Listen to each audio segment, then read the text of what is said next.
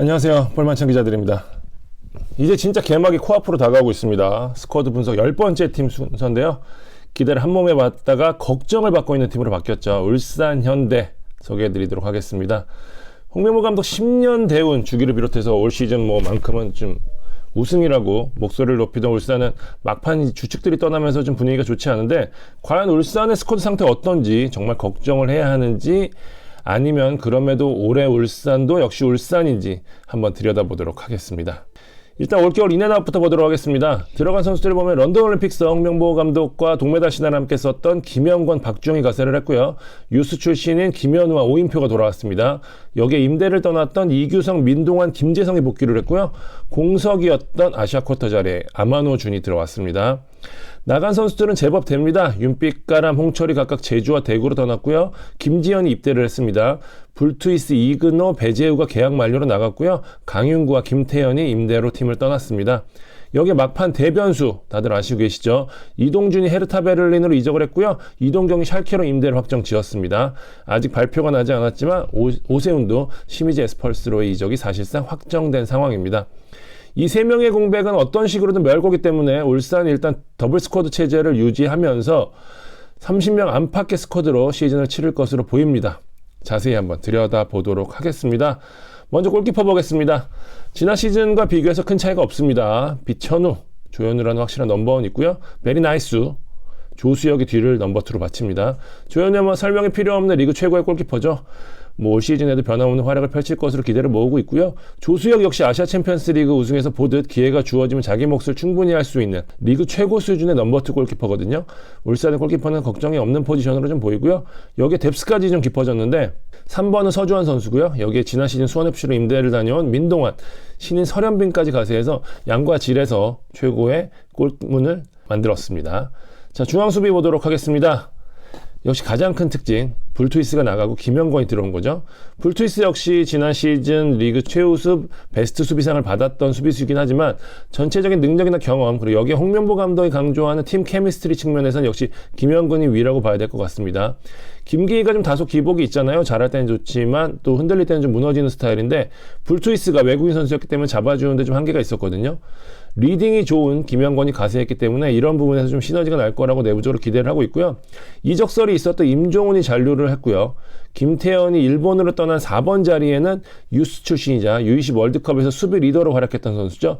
김현우가 가세하면서 4인 체제를 유지를 했습니다. 여기에 또 시즌 중에는 정승현이 제대를 하고요. 여름에는 장현수 영입도 추진을 하고 있기 때문에 중앙 수비는 더욱 좋아질 것으로 보입니다. 너무 가운데 숫자가 많은 거 아니야 라고 생각하실 수 있겠지만, 울산 올 시즌 3백 카드도 염두에 두고 있거든요. 때문에 큰 문제는 없어 보이고요. 울산의 중앙 수비 지난 시즌과 비교해 비슷하거나 그 이상이라고 봐야 할 것 같습니다. 측면 수비는 역시 국가대표 홍철이 떠난 게 가장 눈에 띕니다. 기량이야 설명이 필요 없긴 했지만 역시 지난 시즌에도 좀 문제를 일으킨 게 있었잖아요. 홍명보 감독이 이런 부분에서 또 워낙 또 민감하신 분이기 때문에 경기 외적인 부분 등을 감안해서 홍명보 감독이 과감한 선택을 내린 게 아니냐라는 생각이 좀 들고요. 풀백이 워낙 귀한 시대인데 이런 선택, 국가대표 풀백을 보낼 수 있었던 이유 역시 왼쪽에 확실한 카드가 있기 때문이죠. 서령우와 이명재 있습니다. 지난 시즌 0플레이어상 서령우는 왼쪽을 기반으로 상황에 따라서 오른쪽도 커버할 것으로 보이고요. 이명재는 지난 시즌 많은 기회를 받지 못했지만 기량은 리그 정상급이잖아요. 올겨울에도 많은 팀의 러브콜을 받았는데 잔류를 시켰거든요.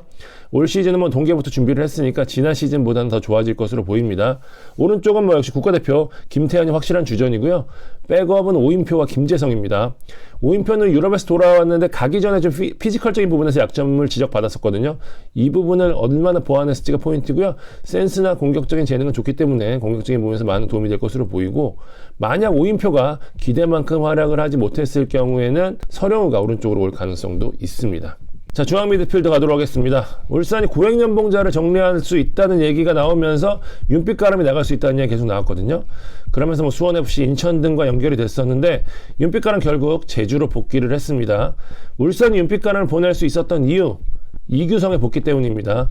이규성 지난 시즌 울산 유니폼을 입었는데 곧바로 성남으로 임대를 떠났거든요. 울산에서는 사실 이규성 선수가 성남에서는 다소 부침 있는 모습을 보이긴 했지만 좋은 선수들이 많기 때문에 울산에서는 이규성이 상무 시절 보여준 모습을 보일 수 있다고 기대를 하더라고요. 그렇기 때문에 이규성 선수의 가세로 윤빛가람 선수의 공백은 어느 정도 메울 것으로 기대를 모으고요. 울산의 중앙 미드필드진은 사실 팀의 가장 큰 장점이라고 봐야 될 것 같아요. 리그 정상급 선수가 대거 포진해 있거든요. 고명진 부상에서 돌아왔고요. 박용호도 타 팀의 러브콜 속에 잔류를 했고, 원두재 울산의 핵심 선수잖아요. 신영민, 김성준도 요소에서 활약할 수 있는 선수들이고요. 울산 이 자리를 활용하기 위해서도 포백이든 쓰리백이든 아마 더블 볼란치 체제를 유지할 가능성이 높아 보이는 게 사실입니다. 중앙 공격형 미드필더, 사실 숫자가 많지는 않습니다. 울산은 이동경에게서 유럽에서 제안이 올 경우에 보내주겠다는 약속을 했기 때문에 사실 임대후 이적, 바이아웃 이적이 아니라 임대후 이적이라는 제안이 썩 만족스럽지는 않았지만 이동경을 보내준다는 약속을 지켰거든요. 그리고 이동경이 떠날 가능성이 높다는 판단 하에 일찌감치 대체자를 준비를 했는데 그게 바로 아마노 준입니다. 사실 이동경이 한 방면에서는 훨씬 더 우위에 있잖아요. 워낙 스케일도 크고 마무리 능력이 좋은 선수이기 때문에. 하지만 전체적인 운영이나 세밀함에서는 아마노 준이 더 좋다는 게 내부의 평가입니다. 이동경 선수가 패스 미스가 좀 많았던 유형이기 때문에 오히려 좋은 패스는 많았지만 안정적으로 경기를 풀 수 있는 유형이라 오히려 좀 점유율을 높이는 축구에 좀 더 어울릴 수 있는 선수라는 평가가 내부에 좀 있고요. 이동경 외에 지금 강윤구도 떠났기 때문에 이 자리에는 지금 아마노 준이 빠질 경우에 사실상 백업이 없는 상황이거든요. 바코나 이청용이 올 수가 있습니다. 앞서 언급한 대로 울산이 3백도 염두에 두고 있는데 이 경우에 3, 4, 1, 2 이런 전술도 좀 주로 쓸 생각을 갖고 있는 걸로 알고 있거든요. 이럴 경우에는 1자리는 아마노준보다는 바코가 소화할 가능성이 좀 높아 보입니다. 윙어 가도록 하겠습니다. 역시 이동준 선수가 빠진 게 커 보입니다. 울산이 바코, 이청용, 윤일러, 김민준 같은 선수가 있기는 하거든요. 모두 다 리그 정상급 선수들이긴 하지만 이 선수들이 온더볼에 능한 스타일입니다. 볼을 잡고 드리블하거나 만들어가는 창의적 플레이를 하는 걸 좋아하는 선수들인데 이동준은 이와 달리 공간으로 침투하는 스타일이란 말이죠. 여기에 스피드맨에서도 가장 앞서 있기 때문에 팀의 기여를 올려줄 수 있는 유형이라는 점에서 울산은 고민이 좀 클 것 같은데요. 지난 시즌에도 사실 이동준이 출전하느냐 못하느냐에 따라서 공격 속도가 달라졌었거든요. 사실 측면이 숫자적으로는 부족한 건 아니지만 무게감이 좀 떨어져 보이는 것도 이런 이유에서인데 울산이 이동준도 혹시 유럽에 갈 수도 있지 않을까라는 생각에 사실 외국인 선수도 미리 좀 알아봤다고 해요. 그래서 당초만 하더라도 외국인 카드를 이 자리에 채우지 않을까 했는데 밑에 더 설명을 드리겠지만 스트라이커로 돌리면서 이동준의 자리는 국내 선수 영입이 좀 유력해 보입니다. 보도에 나온 대로 엄원상이 가장 유력한 카드고요. 현재 엄원상 영입 전에 다른 팀들도 참전한 만큼 실패할 경우에 다른 카드도 염두에 두고 있는 것으로 알고 있기 때문에 이 자리는 어떤 식으로든 좀 보강이 이루어질 전망으로 보입니다. 안 된다면 조금 타격도 있을 수도 있어요. 자, 마지막으로 스트라이커입니다. 스트라이커는 진짜 그야말로 막판에 변수가 생겼습니다. 이동경 어느 정도 준비를 했고 이동준도 앞서 언급한 대로 예상을 전혀 안 한 건 아니에요. 근데 오세훈은 전혀 예상을 못했다고 합니다. 그래서 내부적인 충격이 좀 컸는데 올 시즌 울산의 스트라이커 전략은 이거였습니다. 연계가 되는 유형의 외국인 스트라이커가 1번, 높이와 힘을 갖춘 오세훈이 2번, 물론 1번이 적응을 못하면 오세훈이 1번이 될 수도 있었던 상황이고요. 여기에 김지현의 군입대로 공석이 됐던 3번 자리에 경험이 풍부한 박주영을 데려와 채웠잖아요. 사실 박주영 선수가 그라운드 내에서는 이제 전성기에서 내려왔기 때문에 예전의 모습을 보여줄 수는 없겠지만 그래도 한 방도 있고 여기에 리더 역할을 해줄 수 있다는 점에서 엄명보 감독 활용 가치를 봤거든요. 그런데 오세훈의 이탈로 무너져 버렸습니다. 연계가 되는 유형의 1번 자리는 레오나르도 선수 보도도 나왔지만 영입이 지금 임박해 있는 상황이거든요. 오세훈이 떠나는 게 유력해지면서 공격진 구상이 다시 원점으로 돌아왔어요. 오세훈이 있었으면 앞서 말씀드린 대로 측면에 외국인 카드를 쓰려고 했는데 그 자리는 국내 선수로 채우고 마지막 남은 외국인 카드를 스트라이커로 쓰는 쪽으로 가닥을 잡았거든요. 팬들 입장에서 아마 이렇게 생각하시고요.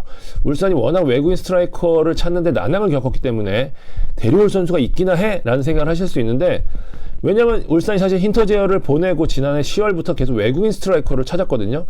1월 말이 돼서야 거의 찾으면서 사실 플랜 A부터 시작해서 지금 플랜 G 이 정도까지 내려간 셈인데 그래서 마땅한 후보군이 있냐라고 생각하실 수 있는데 앞서 말씀드린 대로 울산이 연계가 되는 유형의 선수를 1번으로 찾았어요.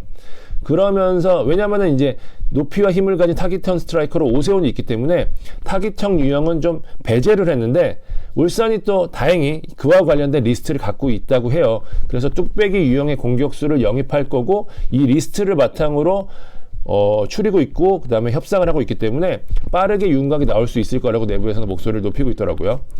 변수가 어쨌든 만큼 울산의 최전방은 올 시즌 내내 물음표가 붙을 가능성이 있습니다. 때에 따라서는 박주영 선수가 많은 경기에 출전할 수도 있는 게 지금 울산의 현실입니다. 22세 자원 보도록 하겠습니다. 일단 김민준 선수는 확실한 1번입니다. 지난 시즌을 통해서 검증이 됐고요. 올해 더 기회를 받을 것으로 보입니다. 또 기회를 받은 만큼 포인트를 올릴 수 있는 선수이기 때문에 김민준 선수에 관해서는 큰 걱정이 없는데, 문제는 2번이에요. 민동환, 설현빈은 사실 골키퍼라서 이기고 있는 경기 막판에서야 투입해서 5명 채우는 방법밖에 없거든요. 구단에서는 신인 최기훈 선수의 기대를 걸고 있더라고요. 용인대 1학년부터 경기에 나섰고요. 센스나 결정력이 좋은 선수인데 김민준 선수 유형이라고 하더라고요. 강윤구를 보냈기 때문에 최기훈 선수가 좀 많은 기회를 받을 것으로 보이고요. 지난 시즌까지만 하더라도 사실 22세는 울산의 가장 큰 장점 중 하나였는데 올해는 양과 질에서 작년보다는 약간 떨어진 모습이다. 이게 팩트로 보입니다. 자, 전체적으로 뜯어놓고 보니까 역시 울산은 울산이다라는 생각이 좀 들기도 하는데요. 막판 핵심 자원 세 선수가 이탈하긴 했지만 전체적으로 무게감 있는 스쿼드를 갖고 있는 건 역시 부인할 수가 없습니다. 전체적으로 홍명보 감독이 원하는 유형의 선수들을 채웠고 보다 좀 컴팩트하게 스쿼드를 만들었거든요. 전체적으로 보면 확실히 수비나 삼선, 여기는 리그 최고 수준이라는 거 다들 이해하실 텐데 관건은 역시 앞쪽입니다. 공격이 될 것 같아요. 지난 시즌에도 전북에 밀렸던 차이는 역시 앞쪽의 결정력이었거든요. 올해는 이 자리의 차이를 줄이기 위해서 울산이 굉장히 공을 들였는데 오히려 막판에 지금 이탈자가 나온 상황입니다. 그래서 예측이 좀 더욱 어려워졌고요. 결국 이동경, 이동준, 오세훈이 나간 공백을 어떻게 메우느냐가 중요해 보입니다. 추가로 영입된 선수의 면면이 중요해 보이는데 특히 올 시즌 초반에 경기가 많잖아요. 빨리 외국인 선수 영입이 결정이 돼야 빨리 경기에 나설 수 있기 때문에 이 초반의 위기를 어떻게 넘기느냐가 가장 중요할 것 같습니다. 이런 변수들만 정리가 된다면 울산은 올해 대권에 도전해 볼 수 있다. 그렇지 않으면 또다시 힘든 시즌이 될 수 있다 라고 정리를 해보면 될 것 같습니다. 자, 울산 스쿼드 분석해봤습니다. 다음 팀으로 찾아뵙도록 하겠습니다. 지금까지 뻘만찬 기자들이었습니다. 감사합니다.